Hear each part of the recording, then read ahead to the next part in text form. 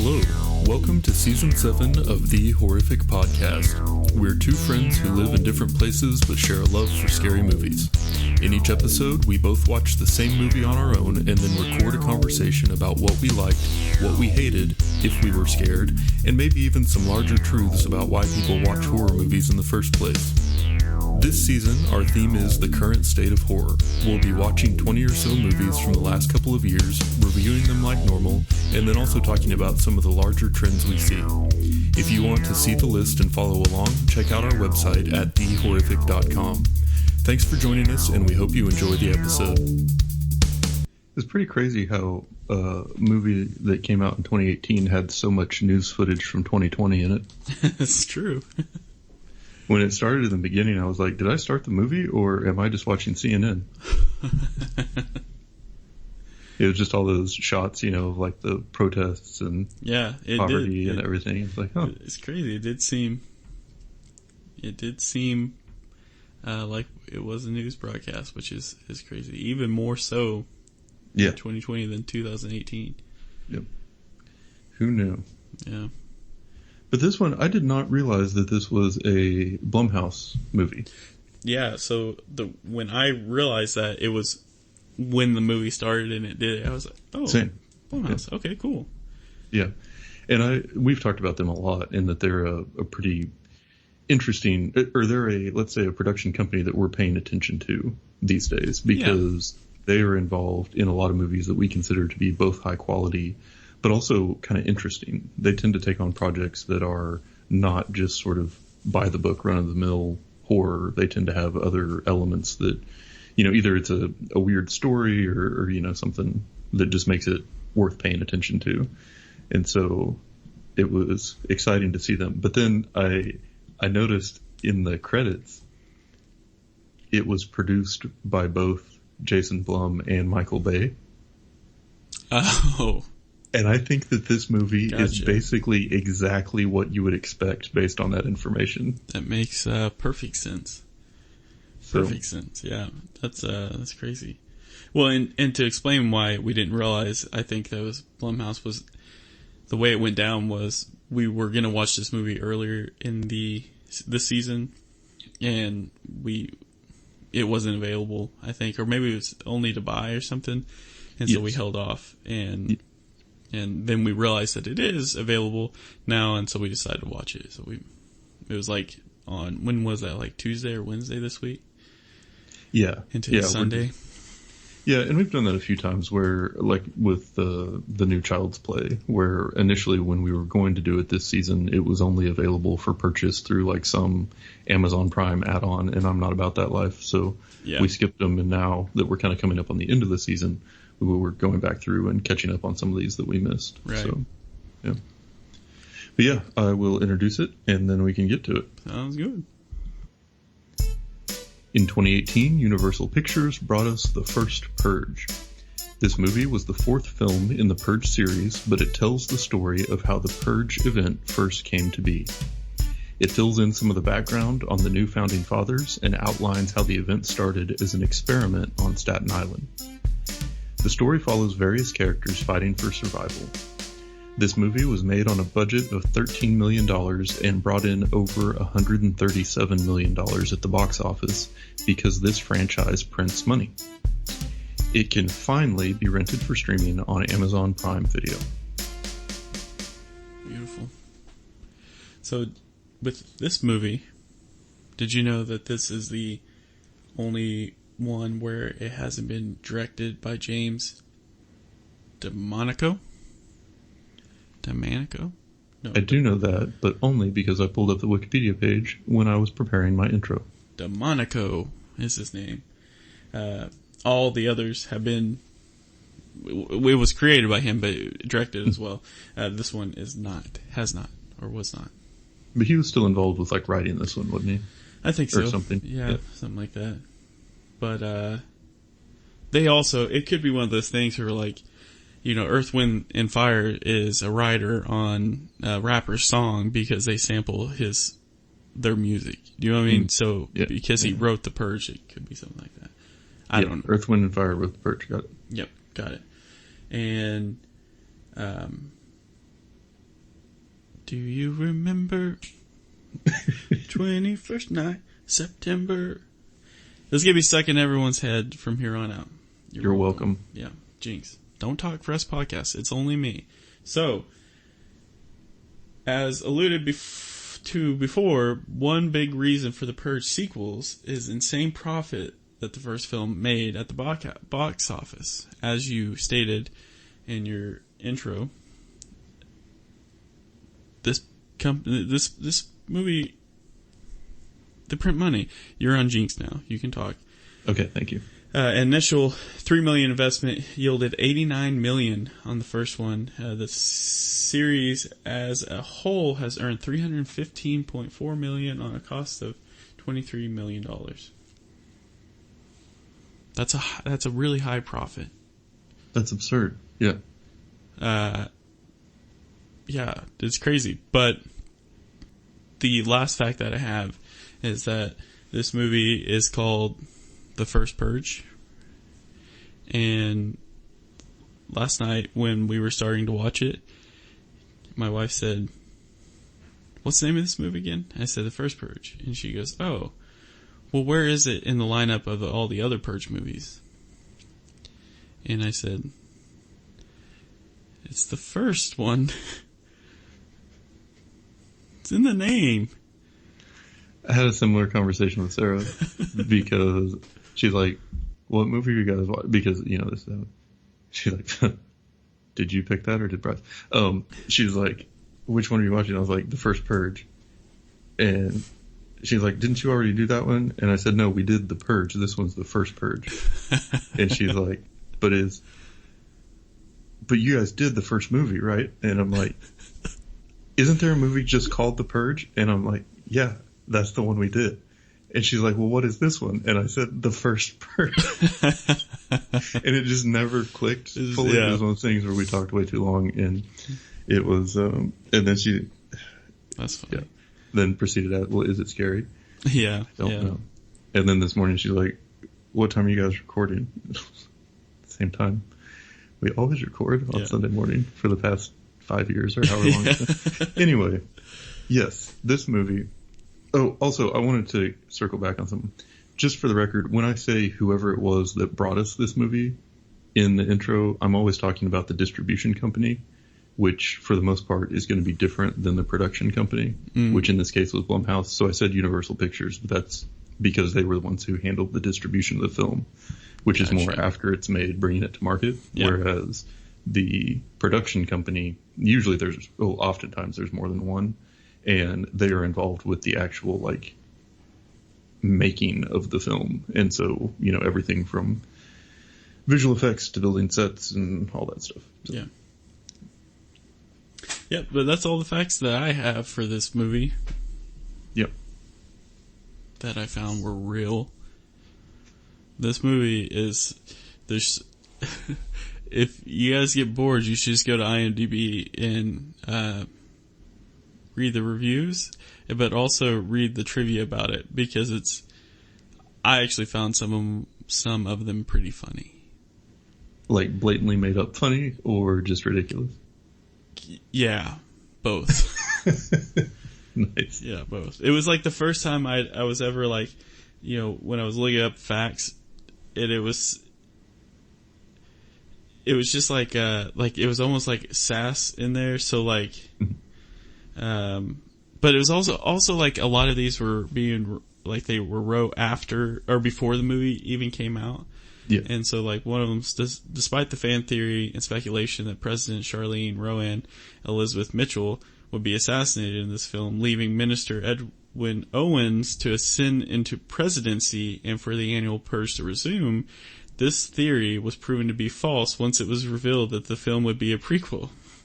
Since this film is in fact a prequel, in the Purge saga, Charlene Rowan can't be assassinated. We last saw her in the Purge election year, having survived at least 18 annual purges.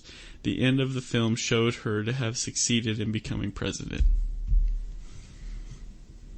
So they were like, this movie's going to be called The First Purge, but it's clearly a sequel. It's like the same conversation we had with our wife, basically. Star Wars Episode 1, fan theory. Yeah. Luke Skywalker ascends to rule the galaxy in the power vacuum left by the death of the Emperor. Like, yeah. So anyway, you don't get any of that because you don't watch Star Wars. But this is a prequel, right? Yeah. So does the president that's in the Purge die in it? No, because then they wouldn't be. It's a prequel, you know. So if they die in this, then they're not going to make it in the next one. Well, not without some creative storytelling, at least. Yeah. Anyway. But yeah, like I said at the beginning, this movie was very much what I would expect from Michael Bay working with Jason Blum. I was reading that the budget was only $13 million. I was actually very surprised by that because I thought that it would have been quite a bit higher just based on the visual effects and the scale. Mm. Like, we've talked before a lot about how with most horror movies you generally have a very small cast, but that was definitely not the case here. It was like this big island full of people that were all, very like choreographed and costumed and interacting, and things were just happening on a very big scale as the main characters were all in different parts trying to get back together and then fighting to survive. And so I thought that there were some really good things about it as far as like the filming and the visual effects and like the fight scenes where the camera was right in the middle of everything that was going on. And it was, kind of like super close in on people like during the actual action sequences. Yeah. And I thought that was really cool the way that was all set up. Yeah, it was weird though, because with me, some of the action scenes definitely reminded me when I was in my martial arts movie phase about 5 years ago, and like some of them, like the fight scenes were like that kind of quick, choppy. But it makes sense if you throw Michael Bay into it for the action scene. Yeah, and then I think the Jason Blum influence was more like the costuming and the masks and just how freaking creepy some of those scenes were, like when I'm drawing a blank on his name, but the younger brother was in that one building hiding from the people, and you could see like their silhouettes with the masks sort of walking by outside, and just that good horror feel of that scene. You could see his influence there, I think. Yeah, for sure. His name was Isaiah, I think, but yes. Yeah, it was like if we're gonna call it a horror, then that would be like the horror aspects right there for sure. Mm-hmm. Yeah, and like when the girl stepped in that trap, and then the guy was coming up out of the sewer trying to grab her and pull her back down, like that, and like that baby head mask. There was some really creepy stuff going on in this, and I liked a lot. There were also some things in this movie that were not so great. Mm. First and foremost among them, the gang scenes. Yeah.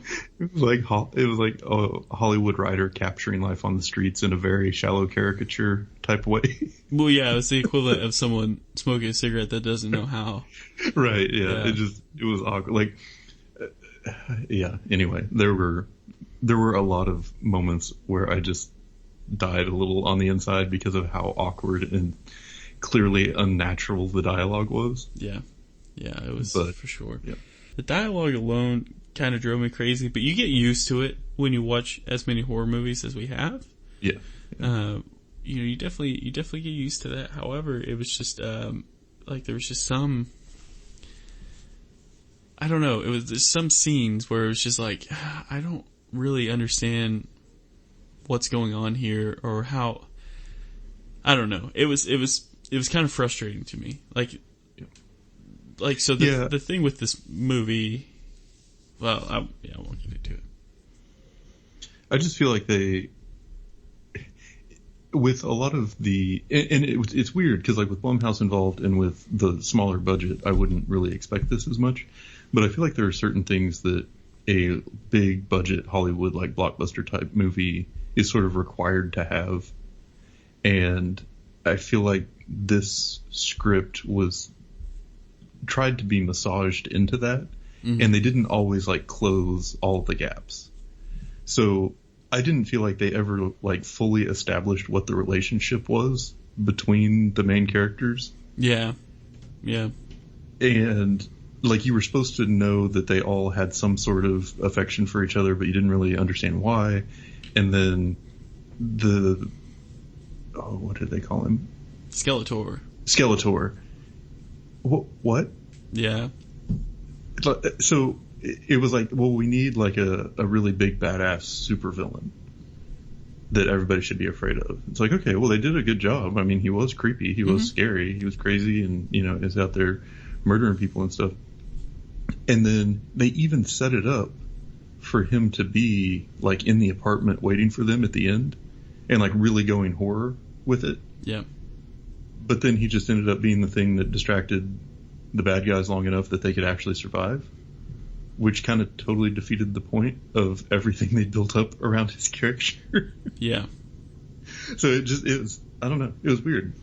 When they get back to the apartment at the end and they're hiding out and they see the blood on the floor, and she's like, oh, I thought I got all that cleaned up. I'm like, that's it. Skeletor's in there waiting for him. At the last minute, when you think everything's okay, he's going to come busting out of the closet. He's going to stab him with his needle gloves. Like, things are going to get crazy. No. Right. Yeah. Yeah. What happened with this movie is it really felt like it was just like bits, like it was different bits and pieces of different movies happening. Yeah. So it didn't necessarily seem too cohesive. So you just thought, okay, well, Skeletor's crazy, and there's going to end up being more people like him.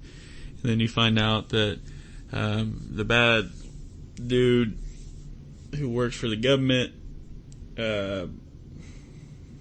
hire mercenaries to kill all those people. And it's like then Skeletor comes out and he's like kind of like saving them. Yeah. I don't know. It's crazy, man. The bad guy ends up being the good guy in the end. Well, yeah. Kind of. But yeah, no, I don't know. For me, the story was just a little too on the nose. And you've talked before about how you like it when a movie holds your hand a little bit, but not too tight as far as like leading you down the story. Yeah. And with this one, I mean, everything that happened story-wise to me was pretty well telegraphed from the beginning and then just reiterated through the whole movie. Yeah. Like, there was no big revelation at the end or anything. It just kind of beat you over the head with it. They really wanted to make sure that you didn't miss the point that the purge was just to make poor people die so that the government wouldn't have to pay for them anymore. And they alluded to that a lot in the beginning, and then the whole movie was just them saying that more and more explicitly. Yeah. And it's like, in case you missed all of our previous nods to this is what's happening. No, we really need to make sure everybody in those projects are the ones that die. The government needs poor people dead. It's like, we get it, dude. Like, we don't need to keep cutting back to you explaining this to each other. Like, right.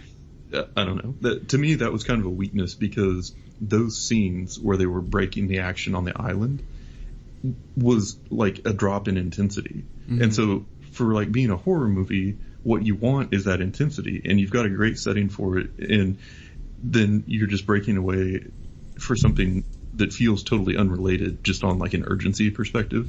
So I didn't really like that element of it. And I think that they were trying to include content that would be interesting to the fans of the franchise, that explained more of the background on things. And in the beginning, I thought it was great, the setup with the news reports and sort of, talking about how this new third party had come to power and the issues that were facing the country and everything. But then from about halfway through the movie on, all of those breaks I felt like were just super unnecessary. Yeah. Yeah, it's like they would do the cutting back and forth, but like so much so where like it made me lost. So like it was like, okay, well, I see that these people are against it, and they're fighting against the people who are for it, which is what, just like a normal argument. I mean, it's normal to us now because it's just like happening with whatever masks or guns or whatever. it happens. But so like that was kind of happening, and then you had like Isaiah getting dressed, and he was wearing like a shirt and a tie and stuff, and it's like I wonder what's going on there. But then he was on this corner selling drugs, I guess, or something, which is when he got slashed by a Skeletor. I mean, it was so choppy, and then it's like, oh, his sister and the main drug dealer, Dimitri, is that his name? Dimitri? Do we know that it was his sister? I don't know that. No, and I don't know how they knew each other. I mean, obviously, you see you see the boy and girl. Okay, well, they were probably dating or something, but yeah, I don't know. So it's just like, I guess Dimitri may have come from the neighborhood, and then you had the three old dudes that were cool. That was just kind of like a separate scene. So you just had a bunch of chopped up stuff, like her getting like almost attacked by the babyface guy, the Isaiah going down the alley with a woman, with all the stuffed animals that had bombs in them, explosions. Like it was just chop, chop, chop. Just. Mm-hmm. Well, so I did like the setup in the beginning of like when the Purge first started, and I know that this is going to sound kind of silly, but I don't think that it was an entirely like unrealistic portrayal of what something like this would be like. And I'm not saying that from hit squads and KKK uniforms on the first night, but I'm saying like if something like this was going down, I think that people would react in very different ways to it. And so there would be, people seeking shelter in the church and some older guys with guns there to protect them, and people standing outside trying to defend their businesses, and some younger people just throwing a big party and acting like it's all a joke, like that. I thought that it was interesting to show like the different ways that people around the island were reacting to it, and then sort of how the violence started and sparked and grew and everything. So, and then bringing those stories together of Dimitri and Isaiah and the girl whose name I'm forgetting. But anyway, them all sort of experiencing different parts of the island and coming back together, trying to get together to survive. That I thought was kind of a decent add from a horror perspective, in that it showed you sort of the setup and how things were escalating and changing in different parts. But then it was also bringing them together so that they could proceed through the rest of it, trying to survive. So I don't know. I didn't hate the like the choppiness of that part in the beginning, because it didn't last for the whole movie.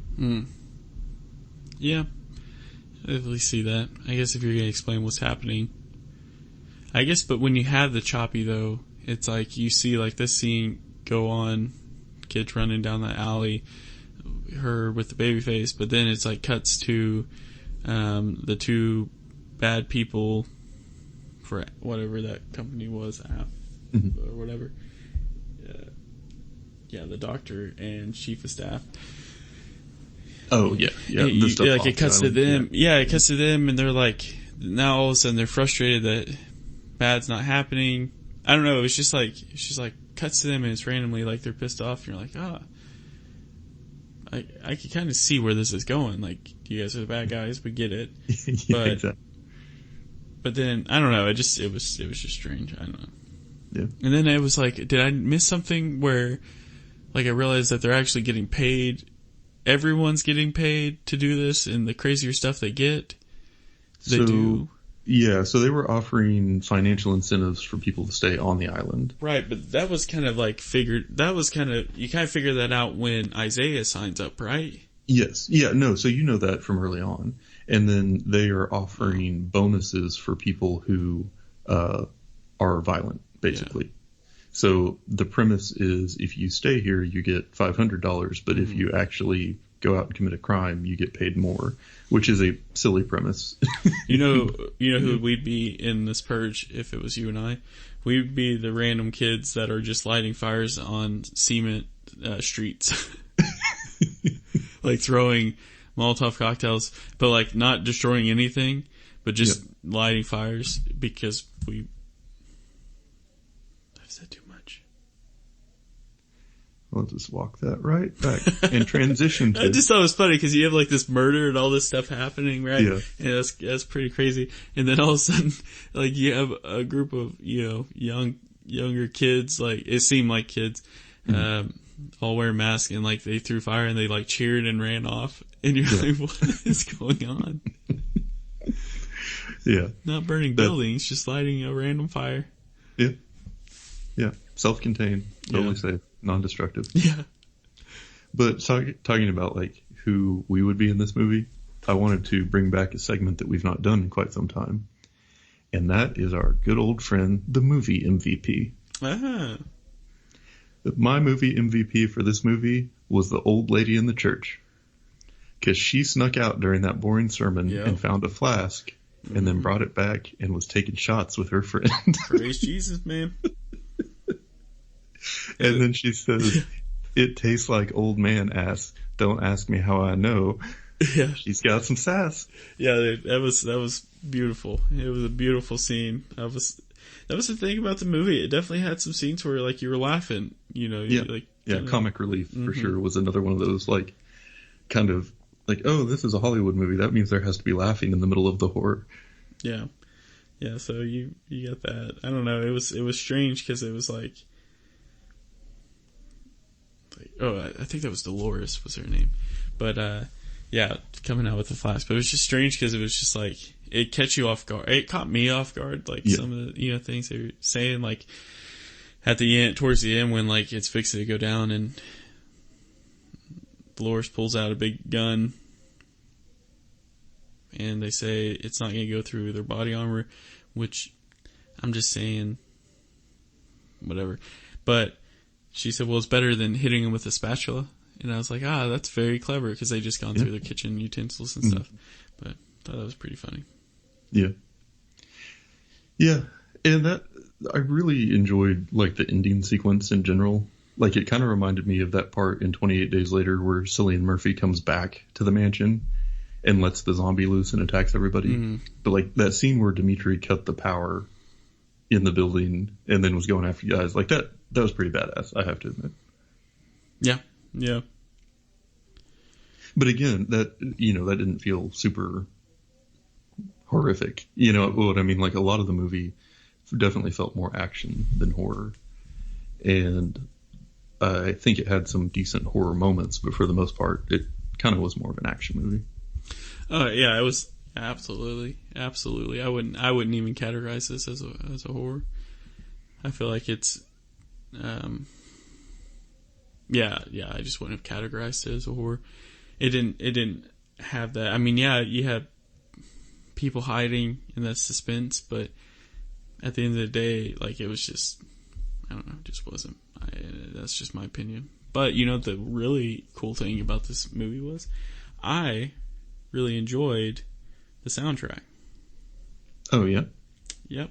It finishes with the Kendrick Lamar song. Yeah. For the record, which is like, I can't even believe that was, able to happen. But anyway. So the thing that bothered me about that is the movie ends with like everybody standing around like they've survived, they made it through the purge. Yeah, all the main characters you're supposed to care about are like still alive, but they're injured. And they're like, well, what do we do now? And then Dimitri's like, we fight. Now we fight. And then there's like inspirational rap music while the credits roll and they're like marching together. But there's also like 3 more movies that happened after this one where the purge was like a bigger, more established event. So it was hard to feel like that's a good point. Like that's a good point. They fought successfully, It just felt like the way that ended did not at all match what you already know is happening next. So why end it that way? It was just it was a very confusing sequence. Yeah, but and then in the movie The Purge, like that takes place in the rich people neighborhood. Mm-hmm. So maybe they did get it out of their area. So they weren't like, no more purge for us. They were like, we should be able to shoot rich people too. Right. Yeah. Yeah. So anyway. But it had Lil Jon song, Offset, 2 Chainz. It had Rich the Kid. It had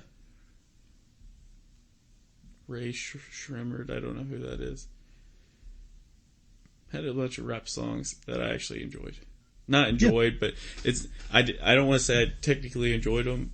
Not that I don't enjoy rap, I do, but it was just like kind of refreshing, you know? Yeah, and it felt like it fit the movie for sure. Yeah. So. But yeah, all that said, like, you know, I don't think either of us were real big on this as a horror movie, and I don't think either of us were real big on this, like, oh, this is the best movie I've seen in a while. Mm-hmm. But it was wildly successful, and it did make a lot of money, and all of the movies in this series do. And I've been thinking about that a lot as to why. And my conclusion is that the Purge movies are popular because they're just realistic enough to spur conversation. Like, they're an interesting thought experiment. And I think specifically for young adult males, they like to talk about how tough they'd be in this scenario and how many people they'd kill or how well they defend their home or whatever. But I think it works on other levels too, like social and economic consequences. And it's like, well, if something like this really did happen, how would it actually play out? And what would the overall impact on society be? And how would you go back to living with the people around you if you'd seen them participate in something like this? But it's like socially normalized and all of that. And so I think it's just an interesting thought experiment on a lot of levels. And I think that's part of why, especially when you take that and kind of pair it with an action movie. Yeah, I can see that for sure. And on that level, it reminds me of Fight Club. Like, do you remember when that movie came out and like everybody at school had seen it? Yeah. And then everybody was talking about it. Right. And like everybody thought, you know, they kind of sounded like in college where after people took intro to philosophy and everybody comes out and they're talking about, you know, now they think they're experts. I kind of feel like these movies are like mini versions of that. Yeah, for sure. I think it's definitely, I assume that's probably what they had hoped for. I think it's, yeah, as far as this movie specifically goes, it's just, I didn't necessarily enjoy it, but it's only because there's better action films out there and there's better horror films out there. Yeah. But, you know, and then one of the reasons I think for me why I like to get it, like why I like the horror films is, you know, we've talked about this over the years, but it's just what it's starting to be is more like a getaway of like reality, not that life's bad, it's just like a break. It's kind of like when you own a motorcycle and you just take your bike out and you kind of clear your head, you know? And when all you hear every day, like at work or whatever, or on the news, on Twitter or Facebook, it's just politics. Mm-hmm. All I want to do is end up starting Halloween or The Strangers or, you know, whatever, and just not have to think about it. Yeah. And watch someone else's life be miserable. Because it's just a movie. It's not real. But so for me, it's like I just didn't, even though it does bring up, you know, good points, it's just like, I'd rather, like I said, go watch a better Tony Jaa action film you know, whatever. So at the end of the day, I wouldn't have categorized this really as a horror film. I think it's maybe what you would call a Hollywood horror film. And pop horror. And if you have to turn to two things. If you have to call it a horror film, don't just call it a horror film to get more views, which it's going to happen, or, you know, get tickets, selling tickets. But also, like, if you have to go to horror films to still talk about politics that everyone's doing all day long anyway, then, like, just go to, like, the news and Twitter and, like, you can talk about it. That's horrific enough. Yes. And so, yeah, that was just my kind of 2 cents. Because in watching, it's just like, gosh dang it, like, can't we get a break? Yeah. Like, this is all we hear all day long, you know, this kind of stuff. And it's just like, man, I don't know. Yeah. Now, if you had bunch of guys going around wearing masks, stabbing people, and they couldn't die, I'd probably be like, okay, let's go back to politics. Now we're in business. But yeah, I think that was just my whole point for the film. It was just like, okay, well, I'm just going to watch it for what it is. Yeah. I'm going to watch it for the action, knowing that the dialogue's not the greatest. Because I'm a human being, you want Dimitri and all them, the good people, to survive. You want those 3 old dudes to survive. Yep. And, you want Dolores, yeah, if something happened to Dolores. I don't remember if they did or not, so I can't even continue. But anyway, you just like, it's human nature, I guess, but yeah. Anyway, That's my soapbox. Yeah. Now that I brought this down, how stupid of it was it to call the main bad guy's name Skeletor? Yeah, I felt like such an idiot. So much, Katie's like, now what's that guy's name? And it's like, quit screwing with me. What's his name? Skeletor. And it's like, I'm thinking that she's thinking, I'm married to a guy who's reviewing a movie where the bad guy's name is Skeletor. Yeah. You could have come up with some pretty cool bad guy names. Yeah. I got a couple. Just recycled one from an old Daniel. Perfect bad guy name. Villain. Yeah. Enemy of the people. Yeah, it's the type of name that just makes your skin crawl. Persona non grata. Yeah. That's what I think of when I hear Daniel. Yeah. But you know what Dimitri's name should be? Bryce? Demetrius. Oh. Yeah. It's just short, dummy. Well, that's all I got for this podcast. I hope you all enjoy it. Hey, make sure you like, comment, subscribe, and follow us on Instagram and Facebook. And OnlyFans, where Daniel shows his feet pics. And that's it for today's episode. If you've listened this far, then thank you, and we hope you've enjoyed it. We're always looking for new ideas, so if you have any questions, comments, or movie suggestions, please send us an email at thehorrificpod@gmail.com, or feel free to comment on or message our Facebook page. Just search for The Horrific Podcast. Thanks for listening.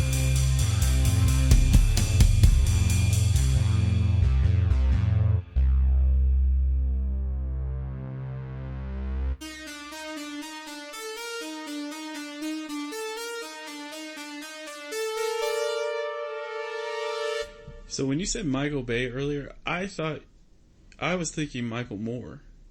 But now I can totally see Michael Bay. I was like, whoa, that's okay, I can see that. You were thinking this was like Bowling for Columbine 2? I thought this was a documentary, Daniel. Yeah. Amazing.